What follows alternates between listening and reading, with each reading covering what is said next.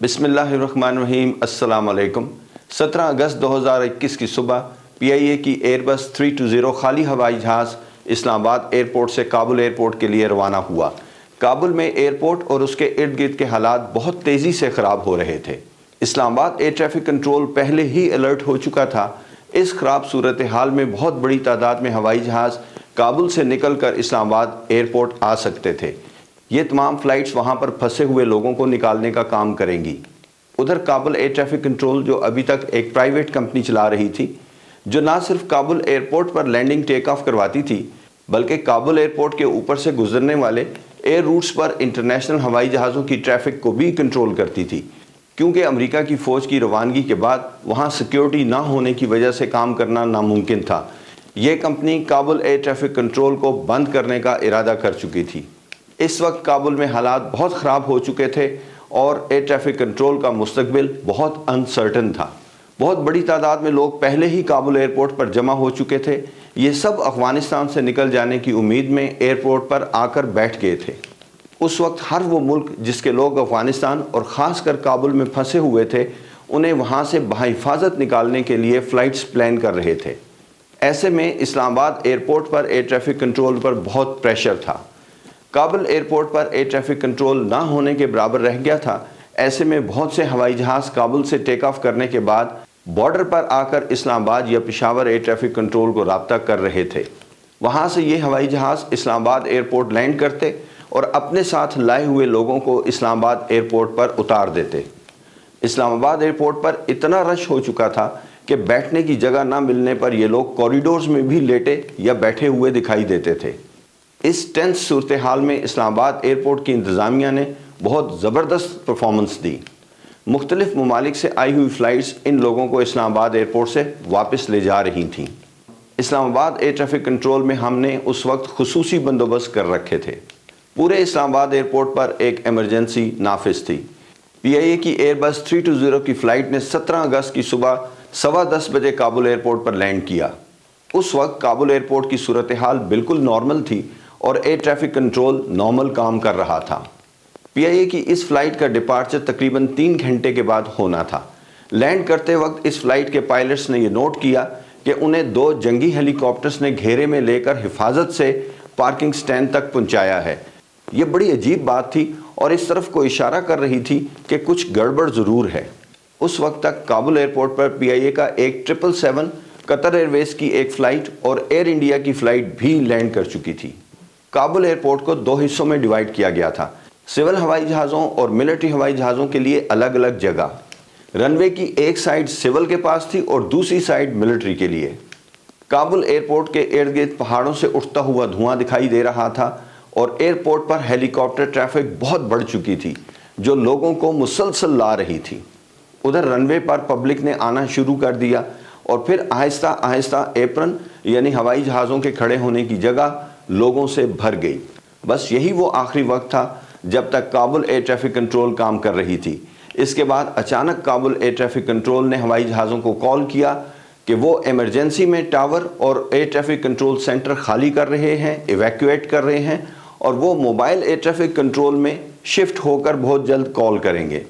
ٹھیک اسی وقت Lahore air traffic control centre کا رابطہ کابل ایئر ٹریفک کنٹرول کے ساتھ منقطع ہو گیا۔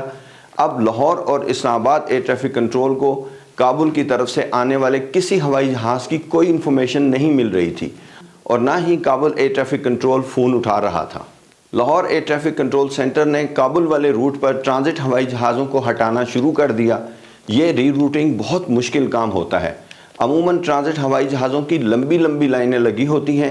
الحمدللہ جلد ہی حالات پر قابو پا لیا گیا اور ایئر ٹریفک کو سیفلی کنٹرول کر لیا گیا۔ اب مسئلہ ان ہوائی جہازوں کا تھا جو کابل میں پھنس کر رہ چکے تھے۔ کابل ایئرپورٹ پر اس وقت PIA کا ایک 777 اور ایئر بس 320 ہوائی جہاز روانگی کے انتظار میں رکے ہوئے تھے۔ ان ہوائی جہازوں پر مسافر بیٹھ چکے تھے۔ اس وقت قطر ایئر ویز اور ایئر انڈیا کا ہوائی جہاز بھی وہیں موجود تھا۔ Kabul air traffic control tower بند ہونے کے بعد حالات بہت خراب ہو گئے۔ Kabul air traffic controllers control tower سے نکل کر ایک mobile air traffic control unit میں بیٹھ چکے تھے۔ پاکستان میں موجود PIA کے CEO اور دیگر اہم لوگوں کی کوششوں کے بعد کابل ایئر ٹریفک کنٹرول نے موبائل یونٹ میں بیٹھ کر ان ہوائی جہازوں کو رابطہ کیا اور بتایا کہ ابھی Kabul airport civil air traffic کے لیے بند کر دیا گیا ہے اور صرف ملٹری کے ہوائی جہاز فوجیوں کو یہاں سے نکال رہے ہیں، لیکن ایئر ٹریفک کنٹرول نے امید دلائی کہ ہم آپ کو 15 منٹ میں رابطہ کریں گے۔ 15 منٹ کے بعد کابل ایئر ٹریفک کنٹرول نے PIA کے بوئنگ 777 کو سٹارٹ اپ دے دیا اور روانگی کے لیے رن وے پر جانے کی اجازت بھی دے دی۔ اس کے ڈپارچر کے بعد قطر ایئر ویز اور پھر ایئر انڈیا کی فلائٹس نے بھی ٹیک آف کر لیا۔ ابھی پیچھے رہ جانے والی PIA کی ایئر بس 320 کی باری تھی۔ کابل ایئر ٹریفک کنٹرول نے کہا کہ اب ایئرپورٹ بند کر دیا گیا ہے اور صرف ملٹری کے جہاز روانہ ہوں گے۔ اس موقع پر PIA کے کیپٹن مقصود بجرانی نے بڑی حاضر دماغی سے کام لیتے ہوئے ایئر ٹریفک کنٹرول کو درخواست کی کہ اگر آپ مجھے جانے کی اجازت نہیں دے رہے ہیں تو کم از کم ہوائی جہاز کو اسٹینڈ سے پیچھے پش بیک کرنے کی اجازت تو دے دیں، ہم پش بیک کرنے کے بعد انتظار کر لیں گے۔ ویسے بھی کابل ایئر ٹریفک کنٹرول کے کوئی حالات نہیں تھے، خوش قسمتی سے اس جہاز کو اسٹینڈ سے باہر نکلنے کی اجازت مل گئی۔ کیپٹن نے ہوائی جہاز کے اسٹینڈ سے باہر نکلتے ہی انجن سٹارٹ کر لیے۔ اس وقت تک سول ہوائی جہازوں والی سائٹ پر ہر طرف لوگ ہی لوگ موجود تھے اور ہر طرف پھیلے ہوئے تھے۔ ایک فلائٹ کے بورڈنگ برج پر چڑھ کر اس ہوائی جہاز میں داخل ہونے کی کوشش کے مناظر آپ دیکھ لیجئے کہ لوگ کس طرح یہاں سے نکل جانے کی کوشش میں تھے۔ سوال یہ ہے کہ یہ کون سے افغانی ہیں جو اس طرح ایئرپورٹ پر یہاں سے نکل بھاگنے کے لیے کوشش کر رہے تھے۔ میں آپ کو چند لمحے کے لیے کابل سے 1 گھنٹے کی مسافت پر بگرام کے ہوائی اڈے پر لے جانا چاہتا ہوں۔ یہاں اس ایئرپورٹ کے اس علاقے کو آج سے پہلے ہر طرح سے محفوظ بنایا گیا تھا۔ یہاں پر تقریباً 20,000 امریکی فوجی موجود تھے۔ یہ ایک پورا شہر آباد تھا اور بے شمار افغانی لوگ اس کے اندر مختلف کام کر رہے تھے۔ ان لوگوں کا روزگار ان امریکی فوج کے ساتھ جڑا ہوا تھا، آپ خود دیکھ سکتے ہیں۔ اگرچہ ان فوجیوں کے لیے ہر طرح کا سامان ڈائریکٹ فلائٹ پر اسی ایئرپورٹ کے اندر اترتا تھا، لیکن پھر بھی لوکل افغانی کانٹریکٹرز بہت بڑی تعداد میں افغانی لوگوں کے ساتھ امریکی فوج کے لیے مختلف کام کرتے رہے تھے۔ ان افغانی لوگوں کو اپنے کام کاج کا معاوضہ ڈالرز میں ملتا تھا۔ میں نے بھی کسی ایک ملک کی ایک ایسے ہی ہوائی اڈے پر کچھ روز کے لیے ڈیوٹی کی تھی اور ان کا یہ سیٹ اپ میں نے اپنی نظروں سے دیکھا ہوا ہے۔ پھر ایک دن امریکی فوج کو بگرام ہوائی اڈا اچانک خالی کرنا پڑ گیا۔ یہ ان کا ایک قلعہ تھا۔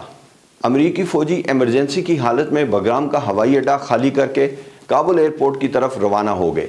اس کے ساتھ ہی ہزاروں کی تعداد میں ان کے ساتھ وہاں کام کرنے والے افغانی بے روزگار ہو گئے۔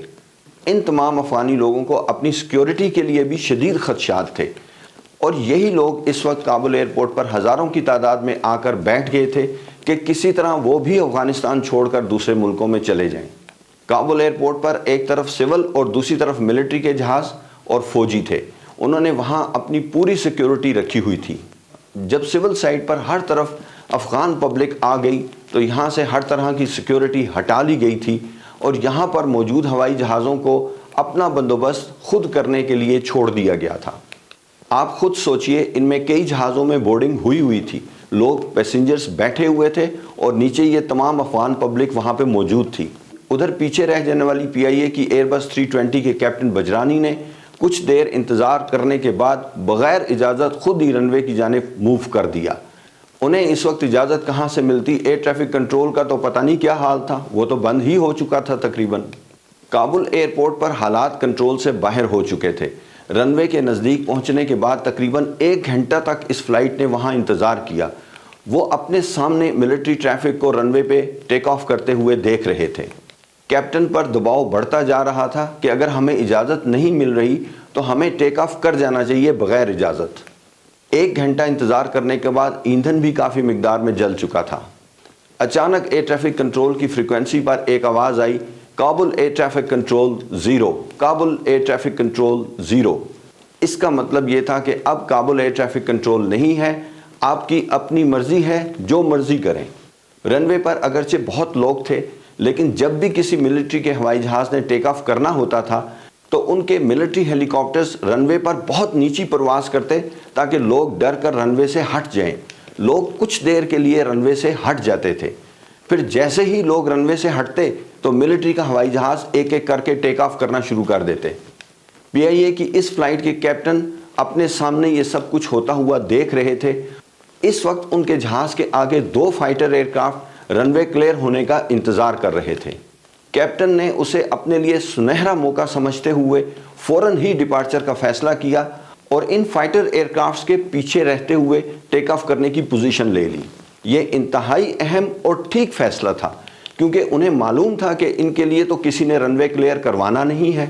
جیسے ہی سامنے سے فائٹرز ایئر بورن ہوئے، ٹیک آف کیے، کیپٹن بجرانی نے بھی اپنی ایئر بس 320 ہوائی جہاز کو ٹیک آف رن میں ڈال دیا اور الحمدللہ ٹیک آف کر گئے۔